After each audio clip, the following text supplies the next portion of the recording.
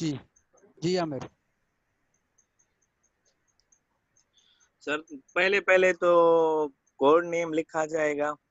जी code name लिखा जाएगा, जो भी कोड का होगा। उसके बाद जो एक क्रिमिनल केस नंबर लिखा जाएगा।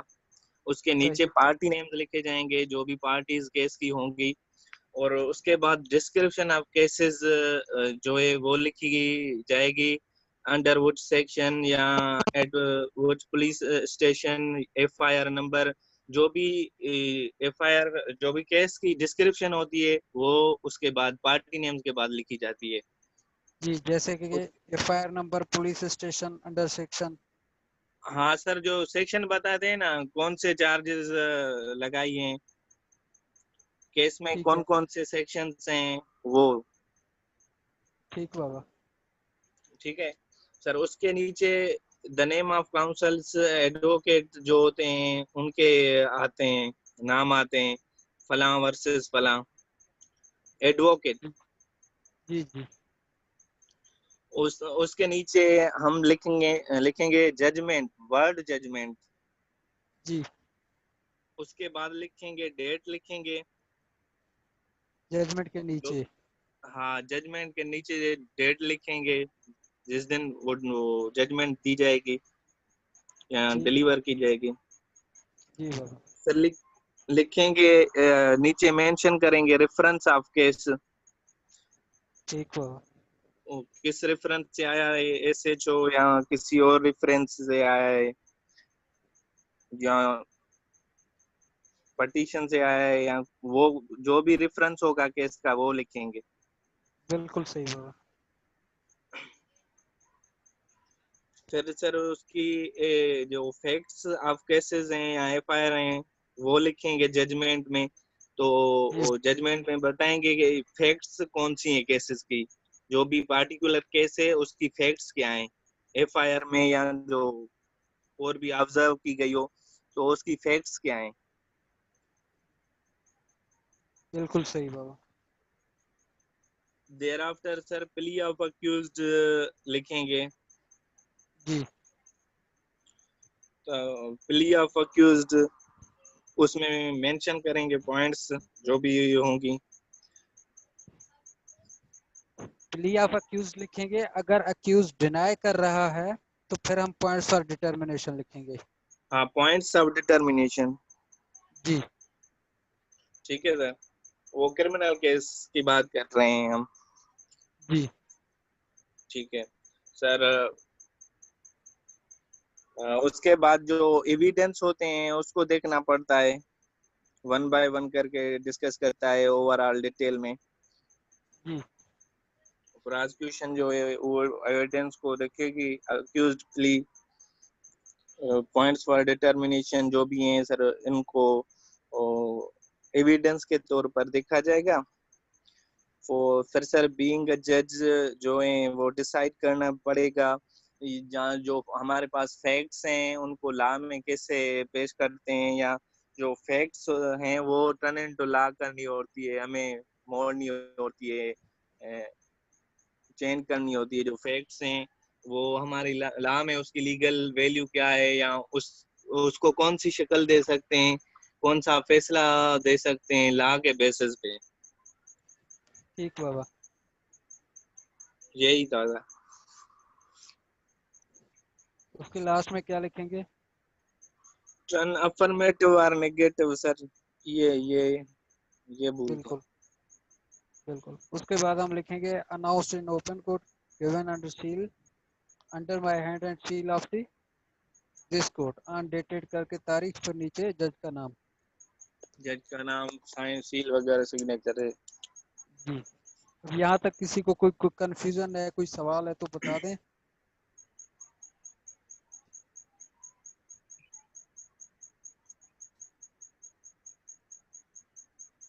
Any question from anyone regarding the topic which Mr. Amir has discussed?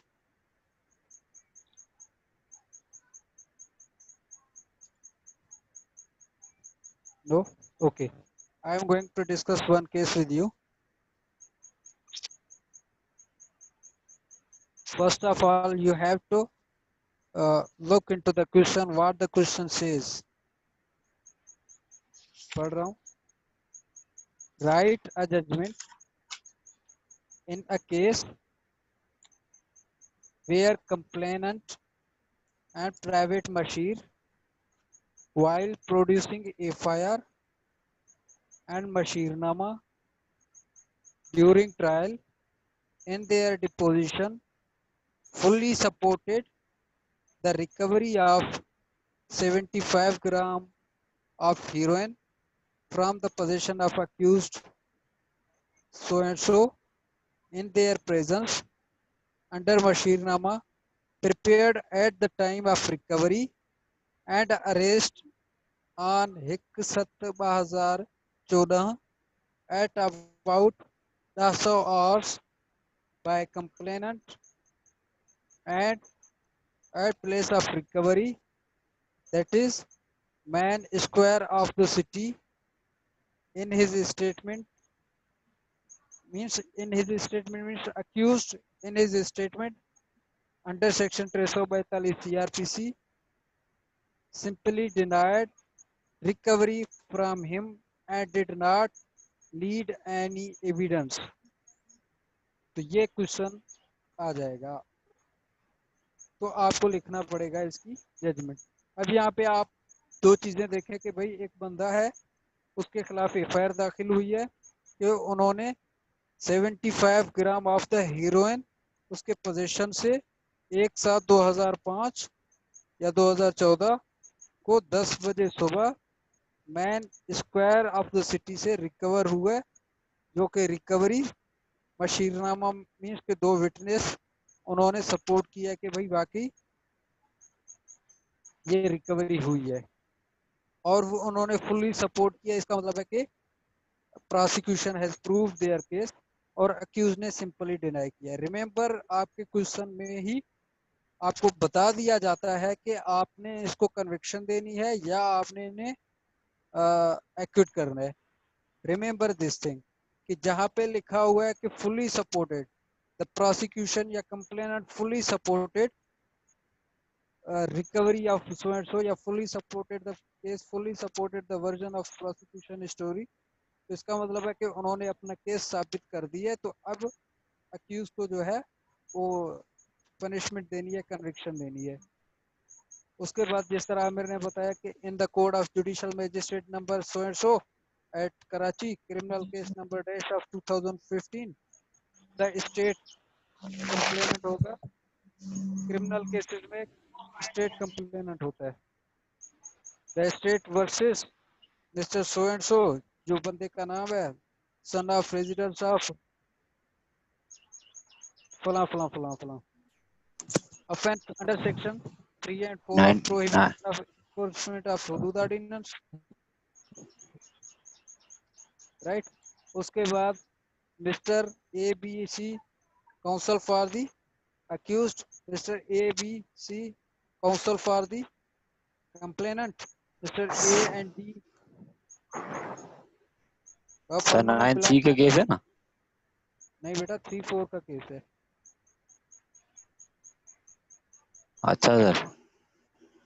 9C का या 9A या 9B का तब होता जब ये 100 ग्राम जो है वो तजावुज कर जाता. अच्छा अच्छा राइट. तो उसके बाद आप जजमेंट लिखेंगे, जजमेंट के नीचे डेट लिखेंगे जिस डेट पे आप जजमेंट अनाउंस कर रहे हैं. उसके बाद जिस तरह आपको पहले भी बताया था कि the above named accused was sent up to stand his trial punishable under section 3 and 4 of prohibition of Hudood ordinance, ठीक, before this court on dated so and so, जो जिस डेट पे आपके पास वो बंदा आया या एफआईआर की कॉपी आई है, sent by the police station so and so, जो भी आपका पुलिस स्टेशन होगा. And compliance with in the meaning of 241 CRPC wait, यहाँ पे आपने उन्हें डॉक्यूमेंट सप्लाई किए, मतलब एफआईआर की कॉपी दी, ये उसके ऊपर जितने भी इल्जामात थे उन सब की आपने उन्हें कॉपी डिलीवर कर दी कि भाई ये इल्जामात, ये एलिगेशंस आपके ऊपर लगे हुए हैं, ठीक. तो उसके बाद हमने उनसे पूछा कि भाई आप क्या प्लीड गिल्टी करेंगे या अपना केस चलाएंगे, तो उन्होंने कहा कि ये सारा झूठ है, हम अपना केस चलाना चाह रहे हैं। राइट, उसके बाद आप एफआईआर की स्टोरी लिखेंगे।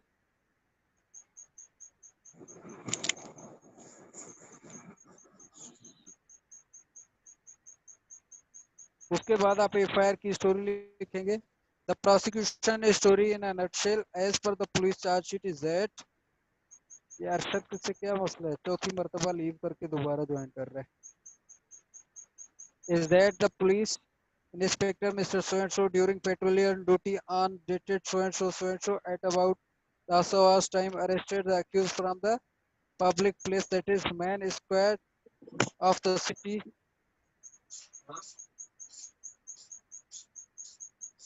and from his possession recovered 75 grams of the heroin powder bound in a layer of the plastic from the fold of his trouser in presence of private machine Mr. C and D जो भी है। The machinima of arrest and recovery was prepared, and then investigation officer IO under the attestation of the private machinima, the accused was brought at police station where offense under section 3 and 4 of Hudud Ordinance Order 1979 was registered against him। उसके बाद IO ने क्या किया? The trial commenced and IO of the case examined at exhibit so and so। ठीक, इन्होंने जो भी बशीर थे, विटनेस थे प्रोसिक्यूशन के, वो सारे इन्होंने एग्जामिन किए। The prosecution closed its side. ठीक, on the other hand the accused in his statement recorded under section 342 CrPC simply denied the recovery of the heroin। He neither lead any defense evidence in his support nor offered him as a witness on oath। अब आएंगे points for determination. The simple points for determination are whether accused was whether accused was arrested from the place on day and time as it is alleged, whether the G, whether incriminating recovery of the heroin powder of the 75 gram was recovered from the possession of accused, if yes, what offense was established in these circumstances। ठीक, उसके बाद आप लिखेंगे my finding on the above noted points with reasons are as under। उसके बाद point number 1 में ये था कि उसको अरेस्ट किया गया कि नहीं। The case of prosecution as that करके उसकी थोड़ी स्टोरी आप लिखेंगे। The machinery of arrest and recovery were prepared, the copy of FIR and memo recovery has been recorded, although the IO machine were cross-examined by the defense counsel, but nothing useful could be extracted from them in disproof of the instant point। This this point is therefore answered in affirmative। का मतलब है कि उस बंदे को वहां पे arrest किया गया उसी डे एंड टाइम पे। नंबर 2 पे है कि उनसे ये रिकवरी हुई है या नहीं हुई, तो वो कहेगा कि पुलिस ऑफिशियल्स ने वो कोर्ट में प्रोड्यूस भी किए हीरोइन, और हमने उन्हें पुलिस वालों ने उनको केमिकल लेबोरेटरी में भी भेजा, वहां से भी यही रिपोर्ट आया कि ये पाउडर जो है वो हीरोइन है। सो ये पाउडर हीरोइन है और ये हार्मफुल है ह्यूमन बॉडी के लिए, और अक्यूज ने ऐसी कोई बात नहीं बताई जिससे ये साबित हो कि ये उनसे रिकवर नहीं हुए। ठीक, the court cannot declare it as such unless as expert was examined to that effect of his opinion was found satisfactory। The prosecution thus has brought on the record the doubtful testimony of the so and so alleged criminal। ठीक है, तो इन्होंने इस चीज को साबित किया तो ये मामला आ जाएगा affirmative। अगर उन्होंने इस चीज को रिकवर किया, फॉर एग्जाम्पल इनको अरेस्ट किया गया था कोई भी डेट ले 18/7/2014 को इनको अरेस्ट किया गया था, मगर केमिकल एग्जामिनर को जो इन्होंने ये पाउडर या सैंपल भेजे हैं वो इनको भेजे गए थे 1/8/2014 को। इसका मतलब ये हुआ कि आफ्टर डिले ऑफ 12 डेज, अब 12 दिन तक वो पाउडर किसके पास था, किसके पोजीशन में था, और इतनी डिले क्यों की पुलिस ऑफिशियल ने या प्रोसिक्यूशन ने। अगर ये सारे पॉइंट्स सेटिस्फाई नहीं हो पा रहे हो, या यूं हुआ है कि उन्होंने उस पाउडर को या उस चीज को वहां पे सील नहीं किया, या यूं हुआ है कि उन्होंने उनको सील भी किया था मगर उनको केमिकल एग्जामिनेशन के लिए नहीं भेजा, तो फिर ये डाउटफुल होगा और इसका जवाब जो है वो नेगेटिव में आएगा। In view of the founding regarding the point number 2 accused subsequently under section 245 2 CRPC is present on the bail bond is cancelled and short is discharged। और अगर उनको ये आया तो फिर वो क्या करेगा, उनको डेफिनेटली सजा सुनाएगा। And what was the punishment in this judgment? The prosecution has proved the accusation under section 4 of the order 1979 against accused beyond all the reasonable doubt. The accused is therefore convicted with rigorous imprisonment of 2 years, a whipping of 20 steps in addition to the fine of rupees 10,000.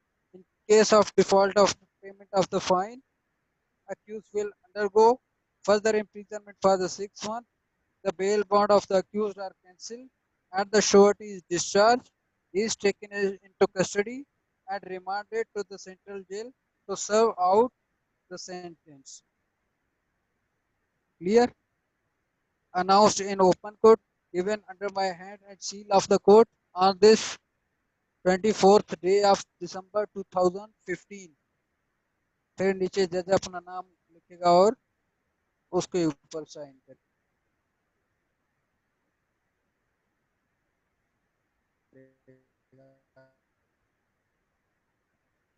Any question please?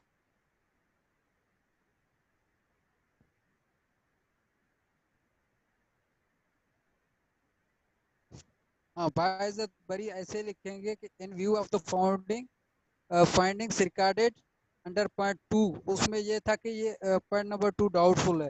The accused stands acquitted under section 245 1 CRPC, is present on bail, his bail bonds are cancelled and surety is discharge. बस इतना लिखेंगे। Sir can you provide question in written form? Yes sir, ही case judgment आसान share कर दो recording ठीक है सब पॉइंट डिटर्मिनेशन अपलोड करो। बासित दरअसल जस्ट 1 सेकंड क्या shift Basit point for determination में ये है कि उसके ऊपर जो एलिगेशंस लगे आप उन्हें डिटरमिन करेंगे, राइट? जैसे कि आया उस बंदे को वहां पे अरेस्ट किया गया या नहीं, अगर किया गया तो कौन कौन से बेसिस पे आप ये कह रहे कि वो वहां पे साबित किया गया, और अगर वहां पे अरेस्ट भी किया गया तो उससे हीरोइन रिकवर हुई है या नहीं हुई? जी हुए हैं, और उनको केमिकल एग्जामिनर ने भी सपोर्ट किया है कि ये हीरोइन पाउडर है वगैरह वगैरह। तो इस वजह से पॉइंट नंबर 3 है कि अगर ये दोनों साबित हो रहे हैं तो कौन सा ऑफेंस हुआ है, तो ये ऑफेंस हुए section 4 prohibition of Hudood ordinance में, तो हम इन्हें अब सजा देंगे। जी Kashif 95 your question, what was your question?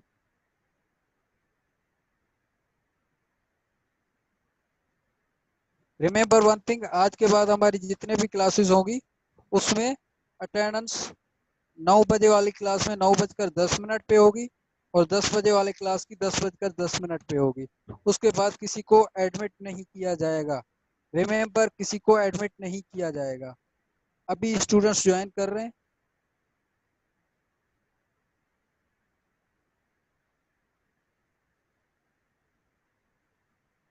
Remember, 9 बजे वाली क्लास की अटेंडेंस 9:10 पे ली जाएगी, और 10 बजे वाली क्लास की अटेंडेंस 10:10 पे ली जाएगी। Any question?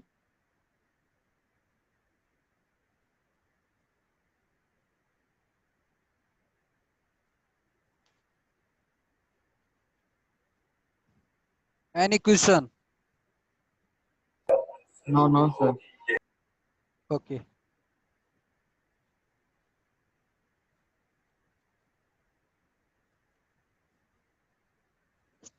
ठीक है बाबा बासित। जी sir, thank you. Okay Allah Hafiz.